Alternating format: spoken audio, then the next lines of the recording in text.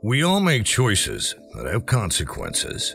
Consequences that affect us in unimaginable ways, which destroy us and devastate our lives.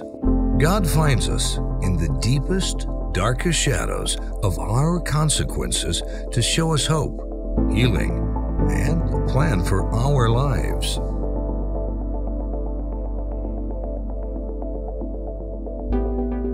I was born and lived in a small town all my life. I had a pretty ideal childhood. I've had parents who loved me. Went through school, I was popular, I had all kinds of friends. Got out of high school, got a job, went to school. I guess the defining moment in my life was I used to party all the time. I mean, I had friends, we went out, I drank a lot. And one night I was out and I had a car wreck that should have pretty much killed me. And I remember people saying when I was recovering, you know, God was looking out for you. And I remember thinking, I don't know this God. You know, I was never in church that much, but maybe 5 times in my life. So I didn't take any of that into consideration. I just was healing and I got hooked on prescription pain medicines. I pretty much couldn't work after I had my car wreck. Both legs were pretty bad, so I had to take a lot of pain medication, and then I had to start taking more. And then that wasn't enough, so I took anything that I could find, harder drugs, street drugs. That consumed me for probably 10 years. During that time, I developed a severe depression disorder, went to a psychiatrist, was diagnosed with bipolar and severe depression disorder, which meant more drugs. I remember, you know, thinking, you know, my life, this isn't how it should be, but I didn't know how to change it. When it got too rough for me to get the drugs and I thought that I might want to make a change, I didn't turn to God, I turned to myself. I quit the drugs cold turkey, but then I became a shut-in for 5 years. I never went out anywhere, I never did anything, I didn't have any friends. My mother lived with me. I would never go out of the house except to go to the doctor, that was it. I was sad, I was lonely, and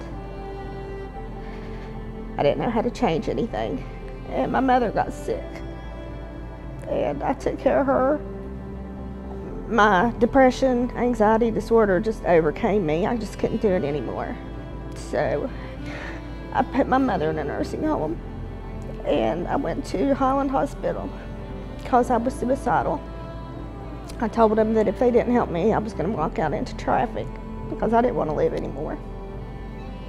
I was in Highland for 6 weeks, and in that time, my sister put me and my mother out on the street. Said my mother had to stay in the nursing home, and I had no place to go, and I didn't know what I was going to do. One of the case managers at Highland said that he knew of a program at Brookside through the Union Mission, and I got in to Brookside. I knew it was a religious program, but I didn't know what all that entailed until I got there, and I saw all these people speaking about God, and like I said, I didn't know God.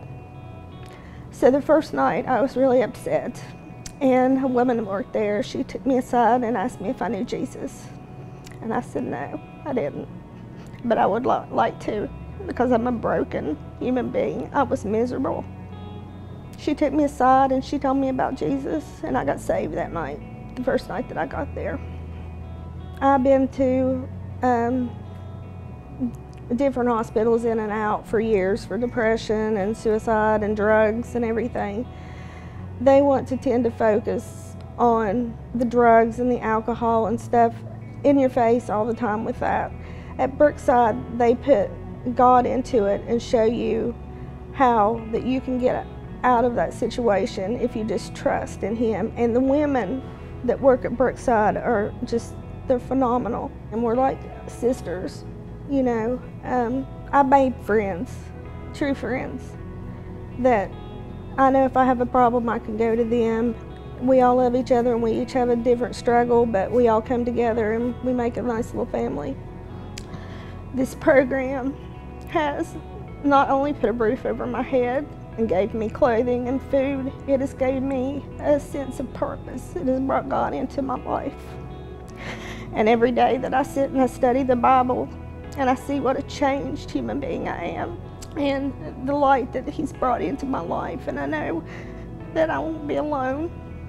That was a big thing for me, is loneliness, that I'm never alone, that He will always take care of me, and that if I make a mistake again, I will be forgiven, and that just gives me the best feeling in the world. He does have a plan for me, and I'm sure of it. God has a plan for me. To rebuild my family. To be involved in jail ministry and to raise my son in a godly home as He had intended for me. To show others what He can do with a broken life. God has a plan for me to be a good mother. To continue to grow. To reach those that were just like me.